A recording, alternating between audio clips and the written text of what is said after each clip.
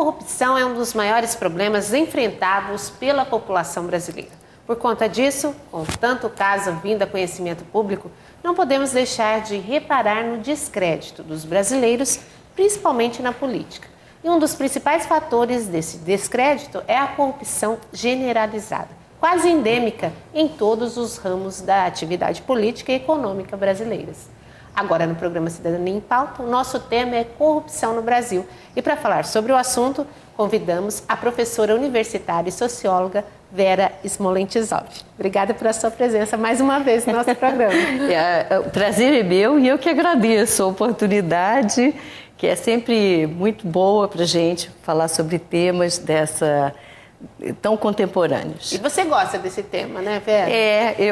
Esse ano, esse primeiro semestre, esse é um ano de eleições. E aí, esse ano, todas as minhas provas foram pautadas por textos relativos à corrupção, mas não só sobre a corrupção, sobre a questão do público, do privado, quais as implicações da corrupção no país, o que se pode fazer, sobre a questão da fiscalização, da participação, do clientelismo. Foi o ano inteiro e, no final de todas as minhas provas, eu colocava www.transparencia.org.br, que é um site muito interessante que você pode ir lá e ver o que está acontecendo. Eles têm uma metodologia de trabalho, então você pode ver como é que eles chegaram, os índices que eles chegaram, e eles têm também um mapa de risco da corrupção do Brasil.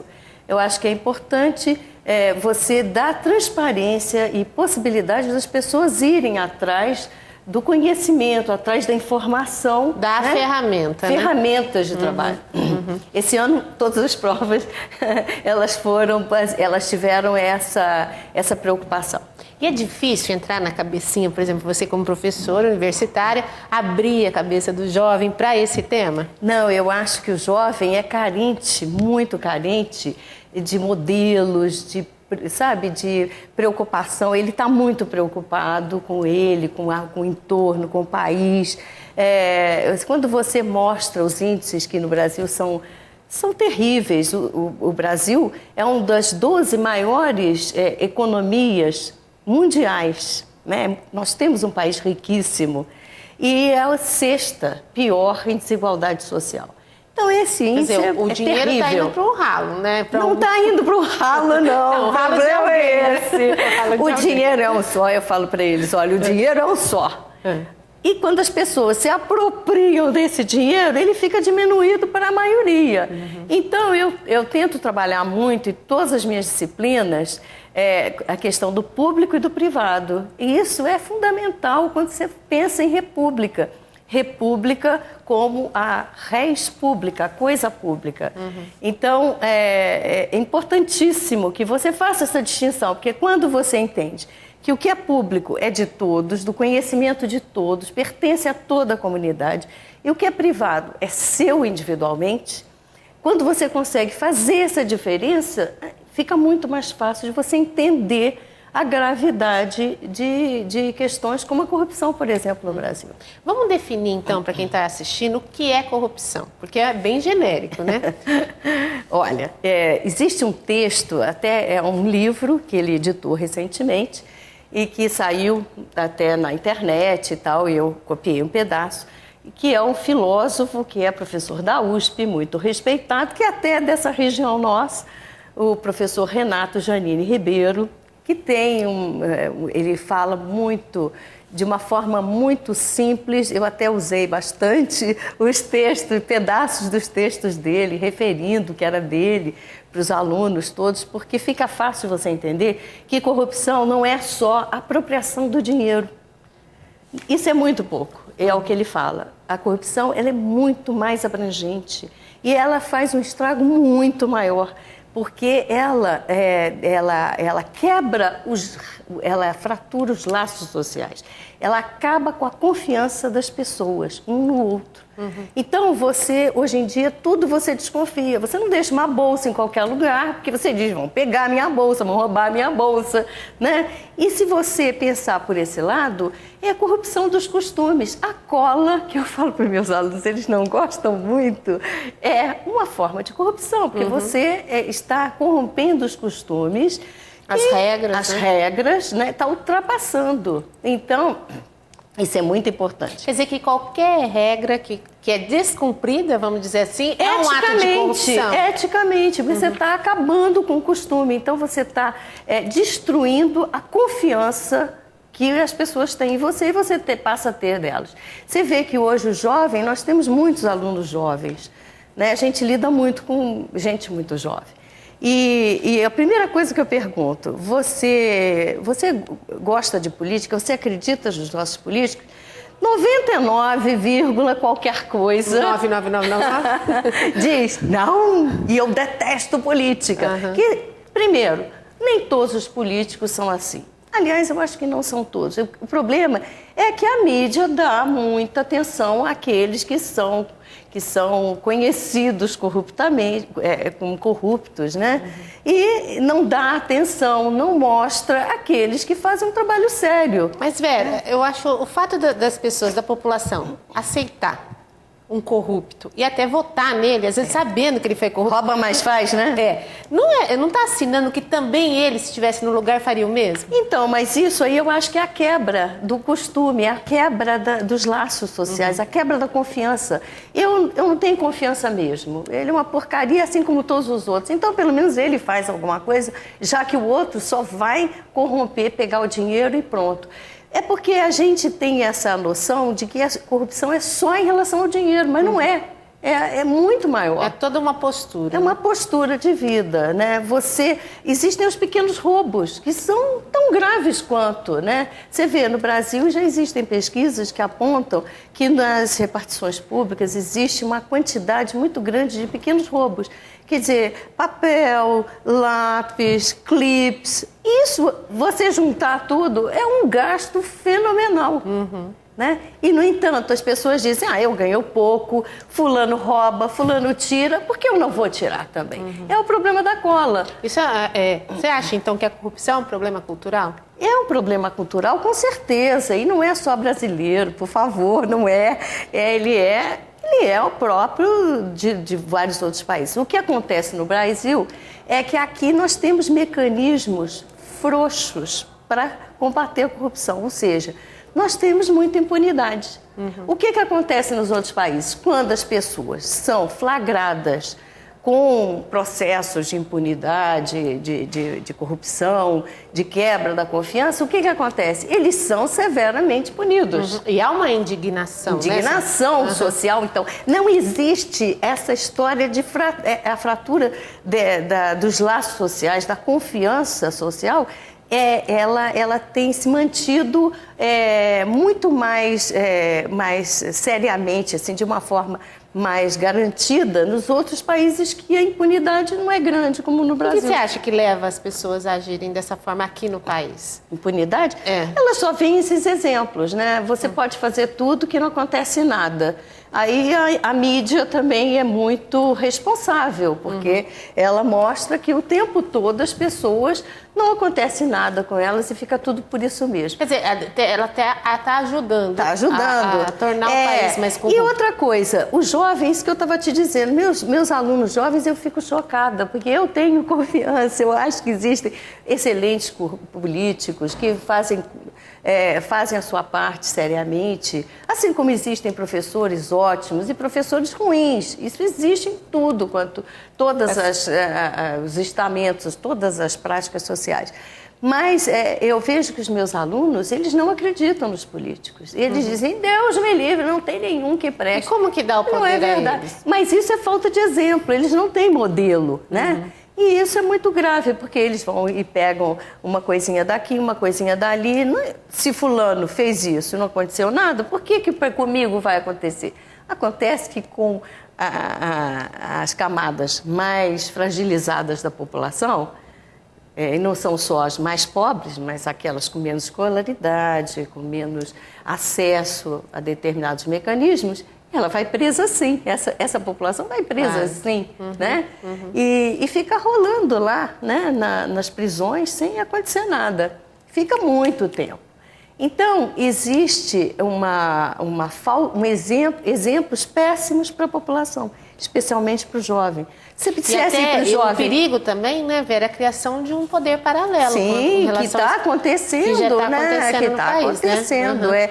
E a lei existe no país, e ela é muito boa, é só ser cumprida. Agora, nós também não temos prática de fiscalização e de participação. Quer dizer, falta cidadania. Também a cidadania é uma prática assim, também muito maior, quer dizer, não é só fiscalização e participação, mas é a solidariedade, é você garantir esses laços todos, você ter confiança, isso tudo está dentro desse pacote todo que a gente chama de cidadania. E a corrupção, com certeza, ela destrói a parte do cidadão. Ela acaba com o cidadão, porque ela destrói esse vínculo, essa confiança, esse respeito que é necessário na vida social. Tem gente que fala que a corrupção está no DNA dos nós brasileiros. O que você acha disso? Não, a corrupção é uma questão cultural. É absolutamente cultural. Eu não acredito nessa história de que fulano já nasceu assim, assado. Não. Às vezes ele tem mais facilidade para ser levado a algumas práticas. Mas eu acho que a parte cultural é muito forte. E principalmente, você vê, a questão do jeitinho brasileiro. Nós temos que lembrar que foi em 88 a nossa nova Constituição. Faz muito pouco tempo que a gente saiu de um regime muito severo, muito ditatorial, né? Muito terrível, né? E isso, houve uma quebra. Quer dizer, a cidadão cabia apenas aceitar as regras. Né? Existia aquela prática. Você sabe com quem está falando? Né? E hoje ela ainda existe. Existe, que né? é fruto dessa época de autoritarismo, de ditatorial, de uma prática de censura que você não podia falar porque você punha em risco a sua vida, a sua liberdade, a sua e a dos seus familiares. E isso é uma coisa muito séria.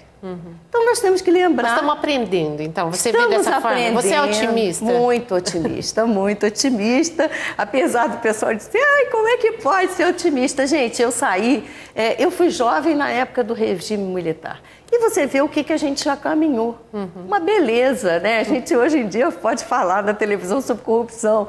Naquela época você não podia falar, era absolutamente verdade. E ela existia da mesma forma, né? Sim, é que ela não era colocada às claras, não havia transparência. Agora não é que a corrupção agora seja maior ou menor, é que ela agora é Você percebe descarada. Que nada fica por baixo do pano mais, né? Por causa até da tecnologia, todo mundo pode tirar foto, Eu acho até que fica assim, mas porque existe a prática ideológica de ocultamento de uma realidade que você não quer mostrar, claro. Sim. E a mídia tem uma força importante e ela tem uma prática também importante nesse aspecto. Mas eu acho que cada vez mais fica mais transparente, mais claro o que algumas pessoas fazem.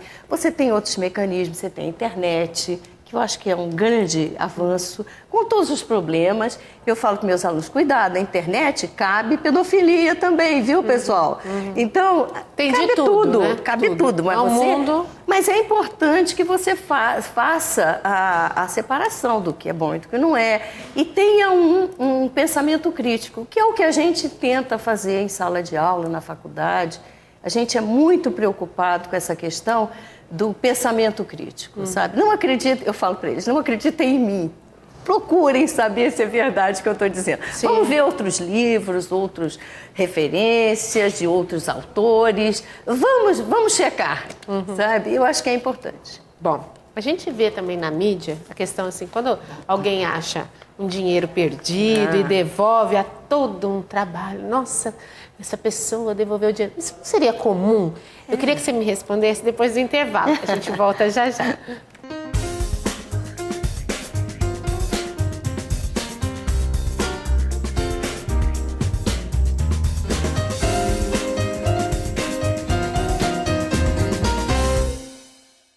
maior problema que você pode ter em casa é alguém que usa drogas.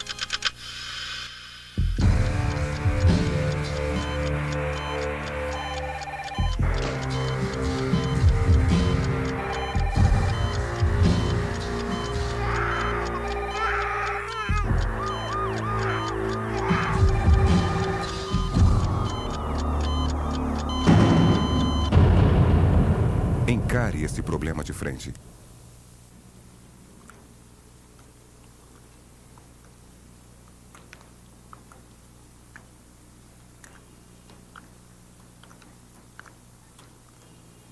Se você usa drogas, sabe o que você tem na cabeça?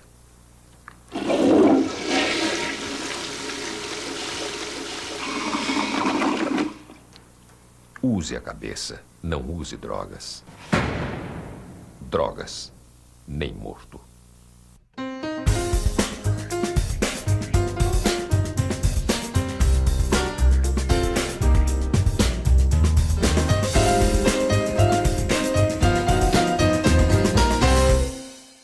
O tema do nosso programa Cidadania em Pauta de hoje é corrupção no Brasil. Nós estamos recebendo, para falar sobre o assunto, a professora universitária e socióloga Vera Smolentzov. A gente terminou o bloco anterior falando sobre essas pessoas que são ditas como heróis, né? Aquelas que devolvem dinheiro que encontram nos aeroportos, nas ruas. E aí, Vera, o que você acha disso? São heróis ou eles estão fazendo um ato normal? Eles são heróis num país em que, numa sociedade em que a mídia exalta a corrupção, a quebra de confiança, né?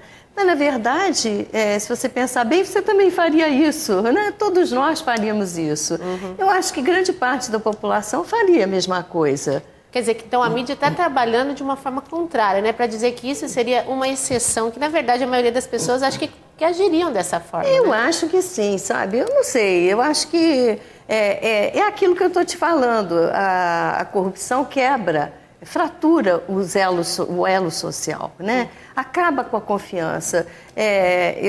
O pessoal diz que eu sou maluca, mas eu sou capaz de deixar a minha bolsa normal, assim.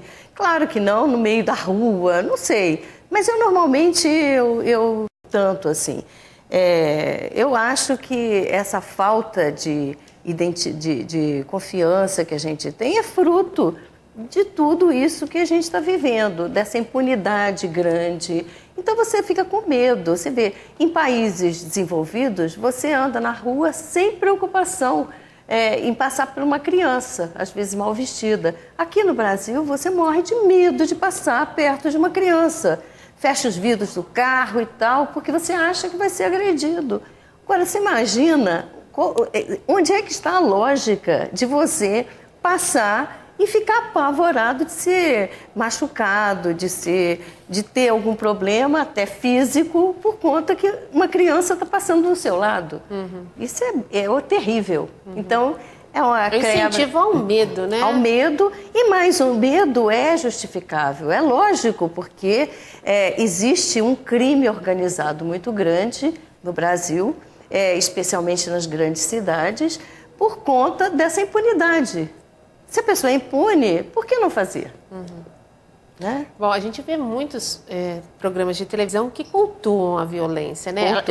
Porque eles falam de violência, mas é uma forma de cultuar, né? De tanto que repete, de tanto que fala.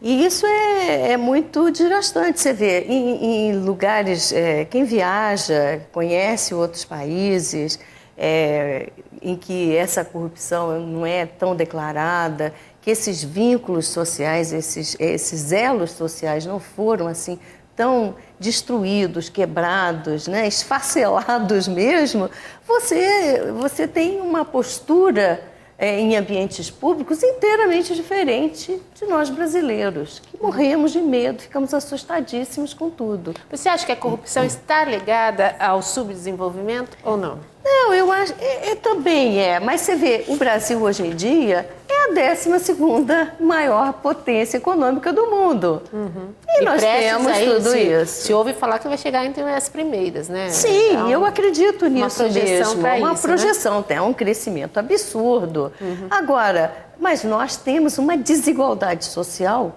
né? Uma distribuição perversa da renda. E isso gera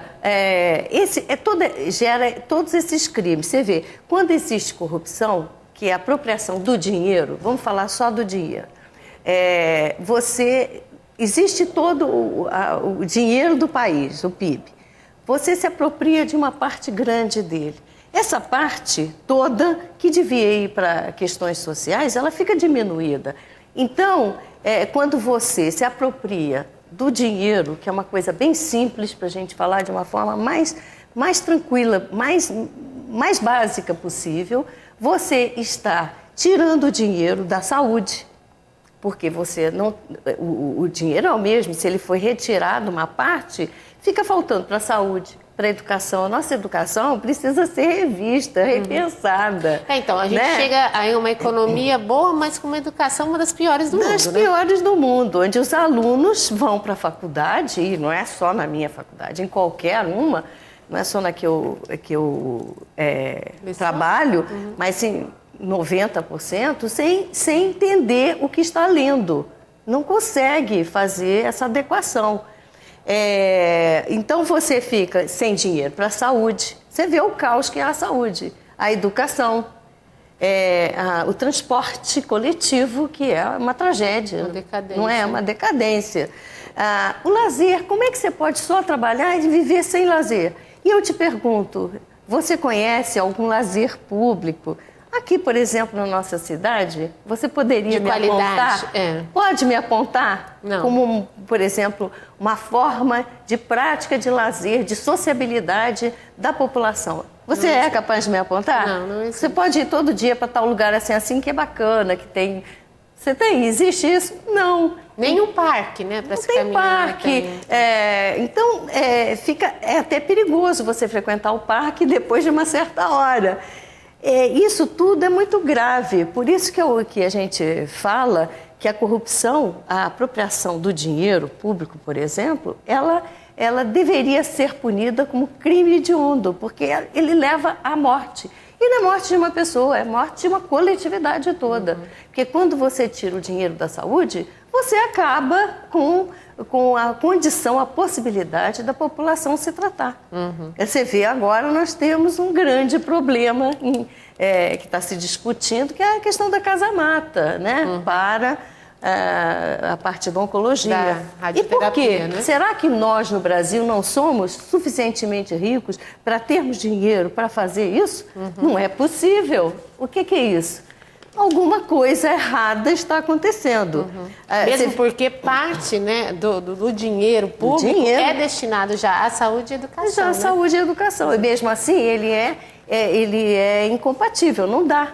Não dá e fica faltando. O cobertor é pequeno demais para cobrir tanta necessidade, né? Então, saúde, educação, transporte público é um caos. Não é aqui em Araçatuba, é no Brasil. Transporte, educação. Alguém consegue comprar casa própria em condições aceitáveis, de acordo com a sua condição de renda? Vamos ver, está se prometendo, tomara que seja verdade. Tanto é que é o setor que está mais se desenvolvendo agora, porque está se dando uma ajuda aí. Uma ajuda. Mas a corrupção, ela mata, né? Ela mata. Você acha, Vera, que o brasileiro tem vergonha da corrupção ou ele não tem vergonha de Eu acho que ele tem vergonha. Não sei se quem é corrupto tem vergonha, mas eu acho que a população se envergonha muito, né? E aí a população entra nessa história. Por exemplo, eu vejo meus amigos, meus alunos. Professor, eu detesto todos os políticos e eu detesto política. E eu falo para eles, olha, quem não gosta de política é governado por quem gosta. E, em segundo lugar, não existe essa história de que eu não gosto de política, eu sou apolítico, eu não gosto... Você pode não gostar de política partidária, do partido XYZ. Mas tudo é política. Mas tudo é política. O que é política? É a relação que tem a sociedade civil com o Estado. Isso é política. Então eu digo para eles, olha, quando você escolhe uma roupa para sair, essa roupa pode ter implicações. Ela é política, essa escolha é política. Acho que elas confundem política com campanha política, com né? política partidária, né? Eu não gosto do partido, mas eu tenho que viver na sociedade, na cidade, e tudo que é urbano é político. E então diz, eu vou ser um ermitão, que eu vou ficar trancado em quatro Mas chaves. adora uma tecnologia. Não, adora... mas mesmo que faça isso, você participa. Existe um autor que eu adoro, que se chama Max Weber, e ele diz que a ação social, tudo é ação social, e a ação se dá por participação e por omissão. Porque você se omite, você está referendando quem está fazendo tudo. Você está aceitando, você está cheque em branco. Cheque em branco. É a mesma coisa, eu vou me abster. Você não está se abstendo, você só não está dizendo que concorda com quem está ganhando. Porque abstenção é isso, é você aceitar, é fazer parte daquele que está ganhando. Então, a abstenção no mundo da política partidária, eu não vejo motivo. Porque existem os contra, a favor e os que são a favor também. Bom, você acha que a punição é a saída para acabar com a corrupção? Não. Eu sou a favor da educação. Eu acho que a punição não funciona tanto assim como a gente imagina. Se você não der instrumentos para a população de educação, de seriedade, de escolhas, você não está fazendo nada. E a gente vê agora Faixa Limpa. É fruto de uma mobilização social. Eu acredito na mobilização social. Eu acredito no social, nas pessoas, nos grupos sociais. Isso eu acredito. Na punição, eu acho até que a forma de punir tem que ser revista. Totalmente revista, né? Políticos que são corruptos, políticos partidários que são corruptos, deveriam responder por crime hediondo, porque estão matando pessoas. E não é só um, dois. Então, é um crime seríssimo. São vários, né? Você está destruindo muita coisa. Agora, por outro lado, a pessoa roubou uma galinha para comer e tal. Você não pode punir com a mesma força, né, com as mesmas mecanismos. Se vê justamente o contrário, né? Eu acho que a justiça tem que repensar. Você acha que, então, há possibilidade de mudança? Eu acredito piamente. E eu acho, até você, não sei se você já colocou agora, mas você falou que talvez a política, o que passe pela educação, o que passa pela sala de aula. Eu acho que é isso mesmo, passa pela sala de aula. Você trabalha isso com os seus alunos? O tempo todo, todas as minhas aulas sempre tem essa conotação do que é público, do que é privado, dessa apropriação, dessa questão dos laços, né, da fragilidade dos laços sociais, da confiança, da solidariedade. A gente procura mostrar tudo isso e levar os nossos alunos a ter um pensamento crítico, a ter crítica, a se preocupar, a ter participação, fiscalização. Eu falo para eles, olha, quem cala consente. Minha avó já dizia isso, é uma coisa básica. Se vocês veem uma pessoa ser massacrada na rua e não faz nada, você é conivente com esse crime, né? Então, eu não acredito em omissão, eu não gosto de omissão, não gosto de conivência. Eu acho que o jovem, ele é muito preocupado, ele quer muito melhorar. Tá com gás, né? E o jovem tem uma outra perspectiva de vida, né? Ele tem mesmo que fazer isso. Nós que somos mais velhos e tal, a gente fica às vezes acomodada, não quer, porque tem muita coisa em jogo. Mas o jovem não, ele está chegando para abrir todos os espaços e os caminhos. Eu acho que isso é muito importante. Eu acredito fundamentalmente na educação. Bom, e nós, cidadãos comuns, que podemos fazer para ajudar esse quadro? A mesma coisa. Eu acho que sempre é a mesma coisa, né? Fiscalizar, participar, porque uma coisa é você fiscalizar e falar, isso aí está errado, isso aqui não. Mas participar é uma coisa importante, né? É fundamental. Porque aí você vê as dificuldades, você participa, você é solidário com aquilo, tem cria como um medir essa vínculo. corrupção para a gente saber onde tem, as áreas que existem? Não.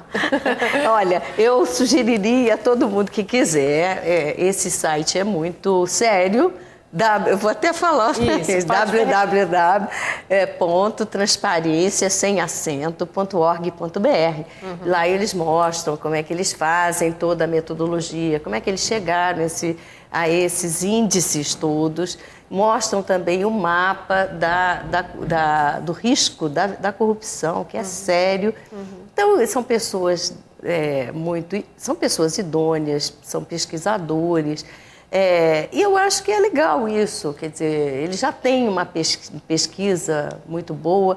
Existe também a USP, tem um núcleo de pesquisa muito importante na PUC, na USP, que é sobre a violência, né, sobre a corrupção. Todas as grandes universidades, a Unicamp, a PUC de São Paulo, que é onde eu terminei de fazer toda a minha formação acadêmica, também são instituições muito preocupadas com essa questão. Eles têm núcleos de pesquisa importantes, fazem pesquisas sérias com vários professores, vários alunos também são professores.